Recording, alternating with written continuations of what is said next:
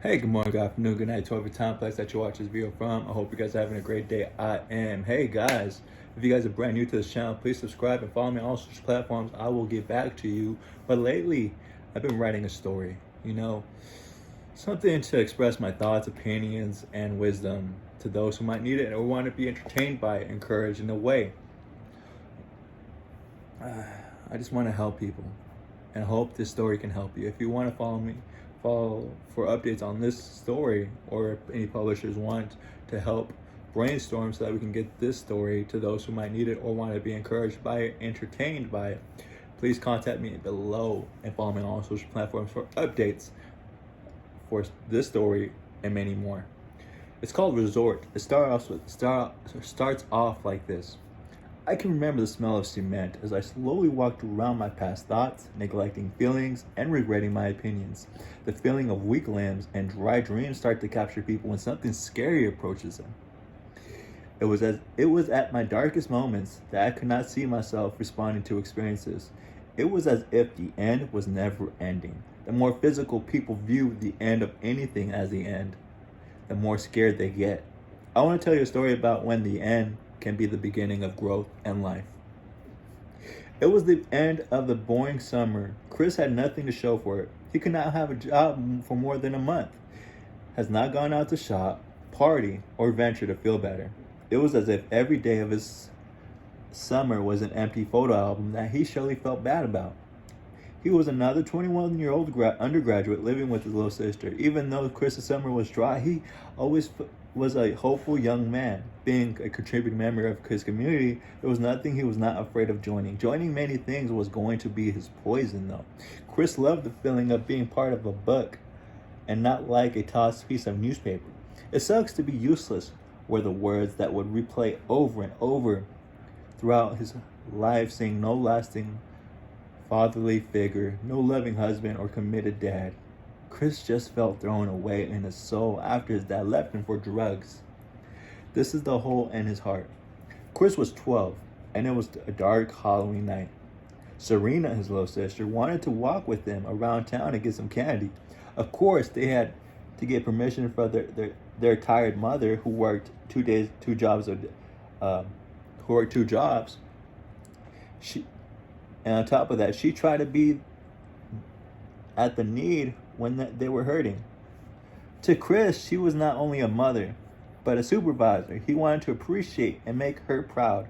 Because once someone shows you long-lasting committed friendship, don't you want to show your grateful appreciation? Chris did. He was open to helping his sister, even though she was annoying to him.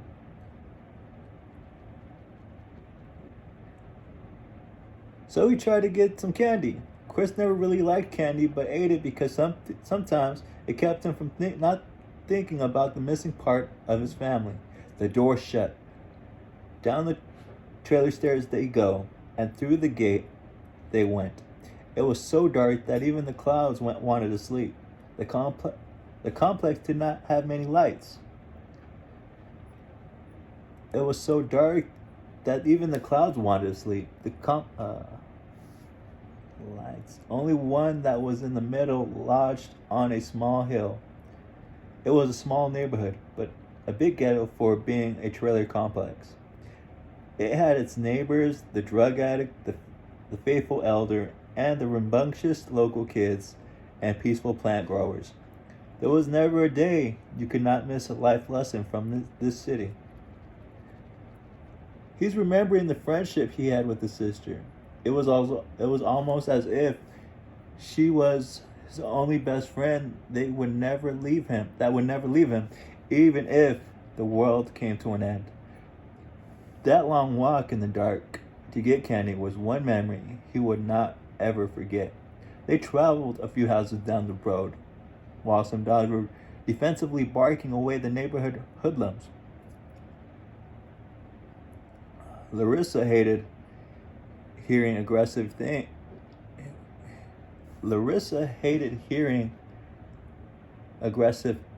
anything. Chris, like a young gentleman, walked on her left to calm the fear if the dog were to jump over. Chris would take a punch for his family, being the fact that his mom and little sister was the only people he had. He had no honorable role models besides his mom and the sex-driven boyfriends his mom had. Could that be the reason for his short summer, or was it the fact that he wanted more than he had? Bills, bills, bills, and even more bills, Larissa shouted, making Chris feel weak. Chris knew what he had to do, but all that he did, Chris knew nobody would hire him. He had no money to take the bus and buy some tools to do some landscaping.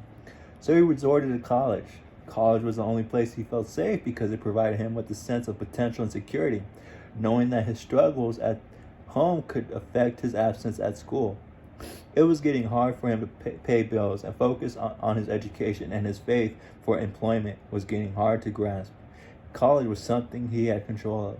Chris was a smart, talented man. He still is, but with a different form of struggle. He had no struggle in college because of his interest in getting answers. He was a guy that sought to provide tools for people to make friends. He was, however, fighting a struggle alone in his mind. The more rejection he faced in the work industry, the more he resorted to abusing friendships, taking for granted everyone he befriended. Later in his education, Chris would find himself without those friends and that college platform. Every day felt like a falling platform for Chris, one falling after the other until he couldn't pay rent and was evicted. He wasn't evicted though. He had to resort to some corner. This is the end of chapter 1. This chapter was meant to open your mind to your own platform you are using to feel safe in a fast-paced society. Do you feel rejected? Are you struggling with resources? Feeling hopeless? There are many others who feel helpless in a busy world. You have the power to seek help. You are able. I wish someone was there to tell Chris that before the next chapter. Thank you for reading. You guys have a great day. Stay tuned for the next chapter. Follow me on all social platforms. Let's see what Chris does in chapter 2. Bye.